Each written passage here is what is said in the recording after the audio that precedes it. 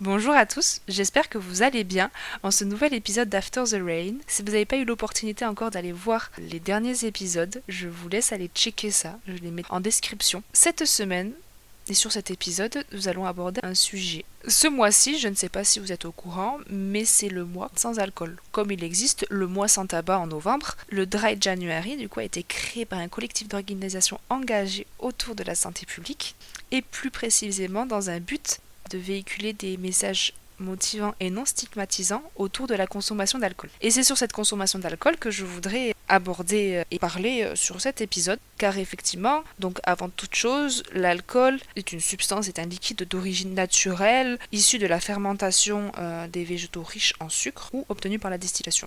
Donc effectivement, c'est quelque chose qu'on retrouve dans la nature, surtout dans des zones humides et chaudes, qui favorise du coup cette fermentation-là. Et nous ne sommes pas les seuls animaux à consommer de l'alcool. Après, il faut mettre des parenthèses parce que cet alcool-là consommé, il s'agit de 1 à 2% d'alcool par volume de fruits. Donc il s'agit d'un pourcentage qui est très faible. Et de plus, ces animaux-là qui ont l'habitude d'être en contact avec l'alcool ont obtenu des mutations génétiques afin de pouvoir digérer l'alcool. Car effectivement, dans la nature, il n'est pas rentable d'être ivre. D'un point de vue de survie, il n'est pas avantageux d'être ivre lorsque les animaux, il s'agit surtout de singes, grimper dans les arbres et être entourés de prédateurs jour comme nuit. Mais la différence entre du coup ces animaux et surtout ces singes et nous autres les hommes, nous n'avons aucune enzyme dans le corps qui ne rend possible la digestion de l'alcool.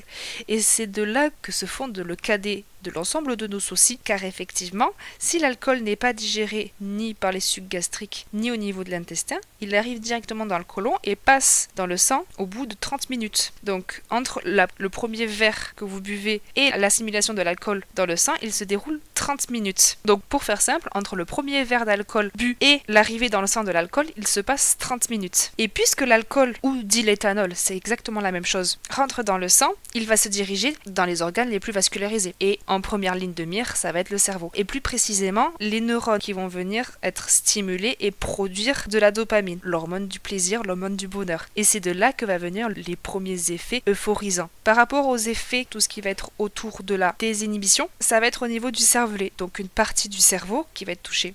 Tout ce qui va être équilibre, vision, coordination, cohérence, visualisation dans l'espace-temps. Et si ce cerveau est touché, tout ce que je viens de citer avant va être impacté. Et de là, à partir du moment où vous consommez suffisamment d'alcool pour que le cervelet soit impacté, le corps humain va se dire là il se passe quelque chose, on est en train de nous attaquer. Et en réaction de défense, nous allons avoir tous les effets secondaires, donc les sensations de ballonnement, troubles digestifs, jusqu'à venir aux nausées, vomissements. Puisque l'alcool est considéré comme un poison, le corps va vouloir l'éliminer. Mais le cerveau n'est pas le seul impacté dans la consommation d'alcool, puisqu'effectivement, il y a aussi le rein et le foie qui vont être endommagés, puisque eux, ils vont essayer de compenser la quantité d'alcool ingérée, sans avoir effectivement les bonnes enzymes, les protéines de synthèse pour pouvoir dégrader efficacement l'alcool. Ils vont compenser à leur manière, et malheureusement, ça va les endommager, parce qu'ils ne sont pas faits pour ça. Et si l'escalade se fait rapidement, qu'on peut arriver au point culminant qui va être le coma éthylique. C'est-à-dire que l'alcool va supprimer les fonctions vitales du cerveau et c'est là qu'on va tomber donc inconscient en hypothermie et en bras dypnée. Et c'est à ce moment-là où je vais faire ma petite minute secourisme. Et effectivement, si vous voyez déjà les premiers signes arriver, qu'est-ce qu'il faut faire, qu'est-ce qu'on peut faire par rapport au coma éthylique? Et si cela se produit, que vous rencontrez quelqu'un qui est pas bien par rapport à l'alcool, il y a deux chemins qui s'offrent à vous. Soit cette personne-là, elle est consciente et elle respire, et vous voyez qu'elle n'est pas bien, qu'elle n'est pas cohérente, qu'elle marche pas droit. Là, ce que vous pouvez faire, à votre échelle bien sûr, sans vous mettre en danger, c'est-à-dire que cette personne-là pourrait être agressive, violente, il faut réussir, si possible, à la sortir de toute la stimulation qu'il y a autour de vous, la réhydrater pour en fait venir diluer l'alcool qu'elle a à l'intérieur de son corps et appeler une personne qui puisse la ramener ou qui puisse faire en sorte qu'elle rentre chez elle en sécurité, parce que je rappelle, un tiers des accidents mortels sur la route sont liés à l'alcool. Donc ça reste quand même quelque chose où l'on peut en mourir. Et dans la deuxième situation, où la personne est inconsciente, mais elle respire, vous la mettez en PLS, ou vous la couvrez avec ce que vous avez, c'est-à-dire un blouson, une écharpe, un pull, tout ce qui pourrait permettre de maintenir sa température corporelle stable, et vous appelez les secours. Alors, je rappelle les numéros de secours en France et européens, qui sont le 15 pour le SAMU, le 18 pour les pompiers et le 112 pour le numéro européen. C'est-à-dire que si vous vous situez en Espagne, en Irlande, en Allemagne, vous pouvez appeler le 112.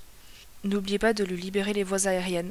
Si elle a par exemple une cravate, une ceinture, une boutonnière, sortez la boutonnière, défaisez la cravate, afin que vraiment elle puisse respirer aisément. Mais dans tout cela, si on revenait sur la consommation d'alcool, qu'est-ce que dit le ministère de la Santé publique ? Le ministère de la Santé publique dit cette phrase qui est assez mémotechnique, facile à se rappeler, c'est un verre tous les jours, mais pas tous les jours. Donc la quantité max par jour est à un verre d'alcool, donc dose barre, et c'est pas tous les jours. C'est-à-dire que si vous en venez à consommer de l'alcool quotidiennement, et qu'en plus de ça, vous attendez presque la fin de votre journée, que vous allez avoir votre verre d'alcool, dans le sens où vous vous réveillez le matin et vous savez que ce soir vous allez faire apéro, donc vous êtes content, et que c'est ça qui va venir cycliquement revenir tous les jours, et que bien sûr il y aura une escalade au niveau de la consommation d'alcool, parce que vous allez commencer par un verre, puis une bouteille de bière, puis 2 bouteilles de bière, puis vous allez augmenter avec une bouteille de vin, etc. C'est cette escalade qui est dangereuse, et c'est aussi l'escalade dans le temps. Mais il n'y a pas également ça qui pose problème dans la consommation d'alcool. Il y a une toute autre chose qui est très ancrée malheureusement dans la culture française. C'est la culture qu'il y a autour des festivités, de la convivialité et le lien qu'il y a avec l'alcool. Car effectivement, pour beaucoup de personnes, faire la fête est lié à la consommation d'alcool. À l'heure actuelle, beaucoup de personnes ne comprennent pas qu'une personne refuse de boire lors d'une soirée. Et ça entraîne en fait des rixes sociales où certaines personnes boivent de façon excessive uniquement en soirée. Mais c'est également une forme d'alcoolisme qui existe majoritairement chez les jeunes et qui peut être en lien avec des problèmes plus profonds, qu'il est important aussi de faire attention. Donc si vous avez des amis qui sont dans cette situation-là, ou si vous vous reconnaissez dans cette situation-là, sachez d'abord que vous n'êtes pas seul avec l'alcool, que vous êtes entouré, car l'alcool et même les addictions de façon générale à isoler, à replier sur soi-même parce qu'on ne se sent pas compris. Effectivement, l'alcool par ses effets euphorisants et ses effets de désinhibition provoque un bien-être qui n'est pas comparable à toute autre chose, et qu'à l'heure actuelle, beaucoup de personnes qui sont sorties des addictions disent qu'il n'existe pas dans la vie normale d'autres substances ou d'autres choses qui peuvent provoquer la même sensation que la consommation d'alcool ou la consommation de substances. Donc avant tout, il faut penser que vous n'êtes pas seul et que vous êtes entouré, qu'il existe des professionnels autour de vous pour vous accompagner dans cette démarche, que l'addiction, et là je parle de façon un peu plus générale, est une maladie, autant que l'hypertension et le diabète est une maladie. Mais il existe encore beaucoup de tabous autour de ça, autour de l'alcoolisme, autour de la consommation de stupéfiants, comme il existe encore beaucoup de tabous et de préjugés autour des maladies mentales. J'ai vraiment fait cet épisode dans un but de prévention autour de la consommation d'alcool, car nous sommes vraiment dans une société où, comme je l'ai dit un peu plus tôt, avant vraiment un capital économique qui est autour de l'alcool, car effectivement l'État français et la France est l'un des premiers pays exportateurs d'alcool et surtout de vin. Donc il est compliqué dans notre société de dissocier effectivement l'alcool de la santé, de la consommation saine, mais il est possible d'avoir une consommation saine pour autant, sans stigmatisation et sans tabou, mais il faut être au courant de tout ça, de toutes les dérives qu'il y a autour. L'information et l'éducation sont les clés vraiment pour une consommation saine, et venir un peu débunker des phrases qu'on a tous entendues un jour autour de nous, comme quoi on n'est pas drôle parce qu'on boit pas.